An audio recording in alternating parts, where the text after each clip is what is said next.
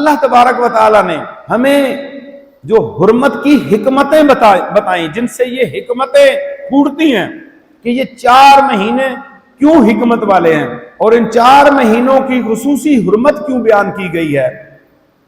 اس کی پہلی وجہ یہ ہے کہ ان مہینوں میں جنگ اور قتال کو منع کر دیا گیا کہ اس میں جنگ و قتال نہ کیا جائے۔ یہ حرمت والے مہینے ہیں اور ان میں جنگ نہیں کرنی اور ان میں قتال نہیں کرنا۔ حتیٰ کہ عربوں کا ہاں یہ رواج تھا اور یہ معمول تھا کہ اگر کسی شخص کا سگا بھائی یا بیٹا بھی کسی نے قتل کیا ہوتا اور حرمت والے مہینوں کے اندر اس کا دشمن اس کے سامنے آ جاتا تو آپ اس سے کنارہ کر لیتے، اسے قتل نہیں کیا کرتے۔ کہتے ہیں نہیں بھئی یہ ہماری دشمنی ضرور ہے لیکن یہ حرمت والے مہینے ہیں، ہم انتقام نہیں لیں گے۔ تو اہل عرب ان مہینوں کی توقیر کا اہتمام کیا کرتے۔ اب دوسری اس کی وجہ یہ ہے کہ ان میں گناہوں کی حرمت بھی باقی مہینوں سے زیادہ ہے۔ اس کی مثال یوں سمجھ لیجئے کہ گناہ تو ہر جگہ گناہ ہے۔ اگر بندہ جھوٹ بولے وہ گناہ ہے، خواہ وہ ہفتے کو، اتوار کو، سوموار کو بولے، رجب کو بولے، ان حرمت والے مہینوں میں بولے، وہ گناہ تو گناہ ہے۔ لیکن جگہ بدلنے سے بھی اور تقدس، ان زمین میں جو مقدس مقامات ہیں ان پر گناہ کیا ہوا اور عام جگہ پہ گناہ کیا ہوا، اس میں بھی فرق ہوتا ہے۔ کوئی مکہ اور مدینہ میں نعوذ باللہ گناہ کرے تو اس گناہ کا وبال بھی زیادہ ہوگا، وہاں نیکیوں کا بھی اضافہ ہے۔ اب یہاں ایک نماز پڑھتے ہیں جماعت سے تو ایک ہی نماز کا ثواب ہے، اور مکہ مکرمہ میں پڑھتے ہیں تو 1,00,000 نمازوں کا ثواب۔ صرف جگہ بدلی، اس مقام پہ پہنچے، اس نسبت والے مقام پہ پہنچے جو اللہ کے مقبول بندوں کے ساتھ جس کی نسبت ہے، جو اللہ کا گھر ہے، وہاں جا کے 1,00,000 نماز کا ثواب ملے گا۔ لیکن یاد رکھیے وہی گناہ جب اس جگہ پہ کریں گے، جھوٹ بولیں گے، غیبت کریں گے، بدنگاہی کریں گے، بے پردگی کریں گے، وہی جا کے مکہ مکرمہ میں کریں گے، وہی مدینہ منورہ میں جا کے کریں گے تو گناہ بڑھ جائے گا۔ اس کے جو ہے جیسے نیکیاں بڑھ گئی ہیں، لیکن عام دنوں کے اندر یا عام جگہ پہ جب ہم نیک گناہ کرتے ہیں تو گناہ 1 لکھا جاتا ہے، اور جب نیکی کرتے ہیں اس نیکی جیسی 10 نیکیاں لکھ دی جاتی ہیں۔ تو یہ اللہ کی رحمت ہے جس نے ہمیں یہ اتنے مبارک ایام بھی دیے اور ہمیں توبہ کرنے کی توفیق بھی عطا فرمائی۔ تو جن مہینوں کو اللہ نے حرمت والا قرار دیا ان میں گناہوں سے بچنا بہت ضروری ہے۔ ابھی سے، آج سے توبہ کریں۔ اس مہینے میں جا رہے ہیں، اگلے مہینے میں داخل ہو رہے ہیں، پھر اس کے بعد محرم آنے والا ہے، اور رجب ہم گزار چکے ہیں، زندگی رہی تو پھر رجب میں پہنچیں گے۔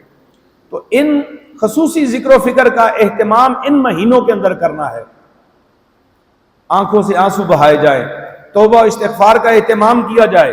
ان مہینوں میں اللہ رب العزت کی بارگاہ میں خصوصی صدقہ و خیرات کیا جائے، غریبوں اور مسکینوں کو نوازا جائے۔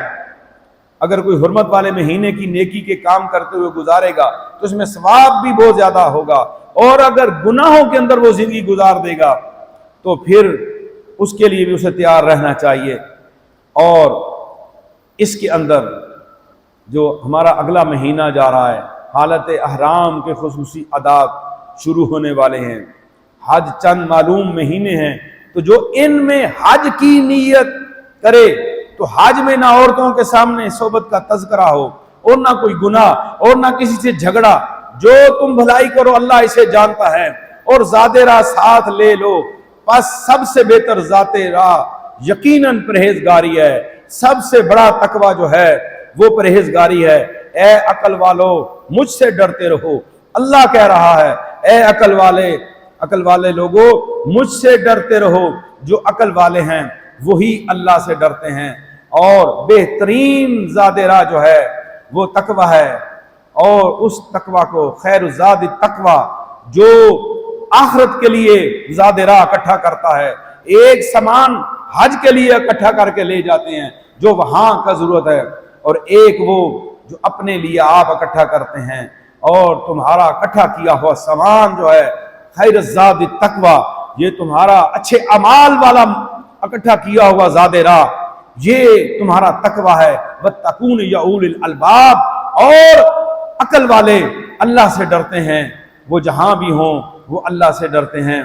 تو میرے عزیزو، یہ حرمت جو اللہ تعالیٰ نے اس کے اندر حکمت عطا کیا ان مہینوں میں، اللہ تعالیٰ نے سال کے 12 مہینوں میں سے 4 مہینوں کو حرمت عطا فرمائی تاکہ ان میں اپنے نفس کی تربیت کا اہتمام کیا جائے، اپنے اوپر اعمال صالحہ کی پابندی کی جائے، اپنے نفس کو گناہوں سے بچایا جائے، اور اپنے آپ کو حرام کاموں سے، زنا و بدکاری کے کاموں سے، اور ظلم و ستم کے کاموں سے، اور قتل و غارت اور لڑائی جھگڑے کے کاموں سے اپنے آپ کو بچا کے ایک تربیتی عمل کے ذریعے ان حرمت والے مہینوں میں اعمال خیر کے ساتھ ہم جب باہر نکلیں تو ہمارا نفس پاک ہو چکا ہوگا، اور آلائشوں سے وہ پاک اور صاف ہو کر اللہ تبارک و تعالیٰ کی بارگاہ سے اسے پاکیزگی نصیب ہو جائے گی۔ کیونکہ انسانی نفس کی چال بازی کی وجہ سے کسی بھی بندے سے غلطی ہو سکتی ہے۔ یہ جو نفس ہے اس کی چالاکیاں انسان کو گمراہ کر سکتی ہیں، اللہ سے دور کر سکتی ہیں، اور دین کی حدوں کو توڑوا سکتی ہیں، حرمت کے مہینوں میں گناہ کروا سکتی ہیں۔ یہ نفس اور شیطان، اس سے بچ کے رہنا ہے، اور اس سے بچنے کے لیے انبیاء علیہ السلام نے بھی دعا کی ہے، اور حضرت یوسف علیہ السلام بھی دعا کر رہے ہیں، وما ابرئ نفسی ان النفس لامارۃ بالسوء الا ما رحم ربی۔ آپ فرماتے ہیں میں اپنے نفس کو بے قصور نہیں بتاتا۔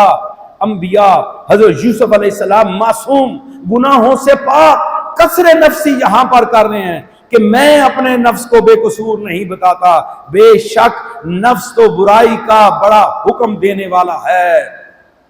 ان النفس لامارۃ بالسوء، یہ بہت بڑا دشمن ہے انسان کا، یہ حکم دیتا ہے گناہ کرنے کا، یہ رب کے ساتھ بندے کا جھگڑا کراتا ہے، جس رب نے پیدا کیا ہے، یہ تمہارے اوپر خواہشات نفسانی کا غلبہ کر دیتا ہے، تمہیں زنا و بدکاری کی طرف دھکیل کے لے جاتا ہے، اور بڑا معصوم بن جاتا ہے، اور تمہارے رب سے تمہاری جنگ کرواتا ہے۔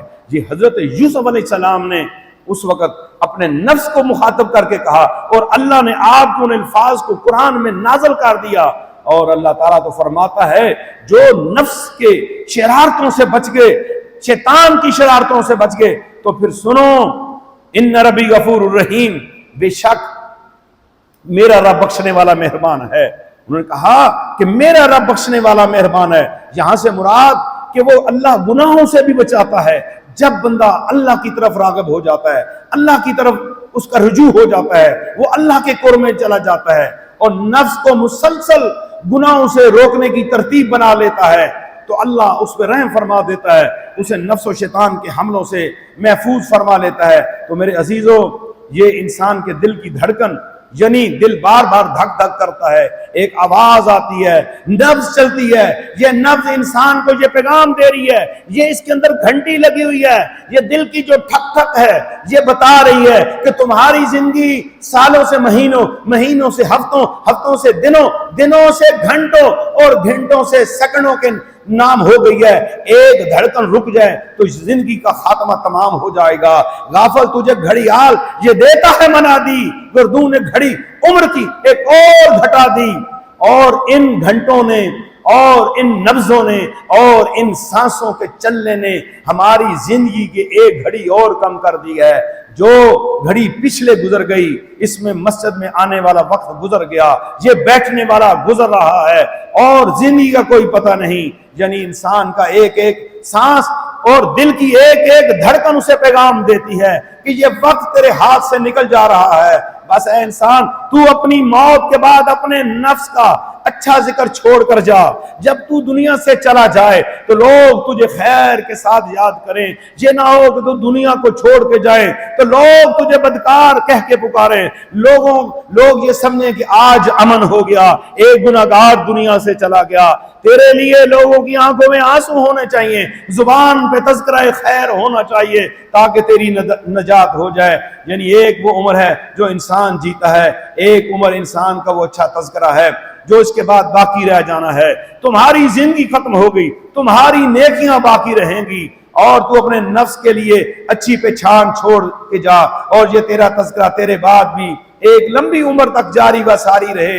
اور اللہ کی کتابوں میں, اللہ کے دفتروں میں فرشتوں نے جو لکھ دیا ہے وہ مٹ نہیں سکتا. وہاں یا اچھائیاں لکھوا لے, یہاں وہاں پہ اپنی برائیاں لکھوا لے. دنیا کے لوگ جو تیرا اچھا تذکرہ کریں گے یا برا, یہ مر جائیں گے, لیکن اللہ کے ترتیب کیے ہوئے کتابچے, بڑے بڑے روز نامچے جن کے اندر فرشتوں نے لکھ دیا ہے کہ یہ بندہ اس وقت نیکی کر رہا تھا, یہ بندہ اس وقت گناہ کر رہا تھا, اس سے تم نہیں بچ سکتے. میرے دوستو, اس دن وہ نامہ اعمال ہمارے سامنے کھول دیے جائیں گے, اور اس دن پھر جو ہے تمہیں کوئی بچانے والا نہیں ہوگا. ابھی وقت ہے, نیکوں کی مجلس اختیار کرو, اچھے لوگوں سے ملو, اور اپنی زندگی کو برائیوں سے بچا لو. حضرت امام شافعی رحمت اللہ کا قول ہے, آپ فرماتے ہیں کہ میں اہل تصوف کی صحبت میں بیٹھتا تو مجھے ان سے یہ دو فائدے حاصل ہو جایا کرتے تھے, اور وقت تلوار کی مانند ہے, اور وقت کا ضیاء اللہ کی ناراضگی ہے. یعنی ایک وقت گزرتا جا رہا ہے, اور اس کو اگر میں نے ضائع کر دیا تو اللہ کی ناراضگی ہو جائے گی. دوسرا یہ کہ اگر تو اپنے نفس کو حق کے ساتھ خیر کے کاموں میں مشغول نہ کرے گا تو تیرا نفس تجھے باطل کاموں میں مشغول کر دے گا. نفس تو تمہیں جہنم کی آگ تک لے کے جانا چاہتا ہے, اور نفس سے امارہ تو تمہیں جہنم میں پھینکنا چاہتا ہے. لیکن یاد رکھو میرے عزیزو, نفس مطمئنہ والے ہی جنت میں جائیں گے, نفس مطمئنہ والے ہی جنت میں جائیں گے. جنہوں نے گناہوں سے منہ موڑ لیا, جو اللہ سے ڈر گئے, جنت ان کا انتظار کر رہی ہے. اور انہی تقوی والوں, پرہیزگاروں, اللہ کے صابر بندوں, اللہ کے مقبول بندوں کے لیے ہی تو اللہ کا اعلان ہے, اولئک هم الوارثون, تمہیں جنت کا وارث بنا دیا جائے گا. میرے عزیزو, اس مہینہ کے تقدس کے ساتھ انشاءاللہ ہم جا رہے ہیں. آج سے یاد و پیمان اور استغفار پڑھنا شروع کر دیجئے. ذی الحج شروع ہونے والا ہے, پھر آگے محرم ہے. انشاءاللہ بقیہ ایام کے اندر اس ترتیب کو قائم اور دائم رکھا جائے گا. اللہ تعالیٰ مجھے اور آپ کو عمل کی توفیق عطا فرمائے.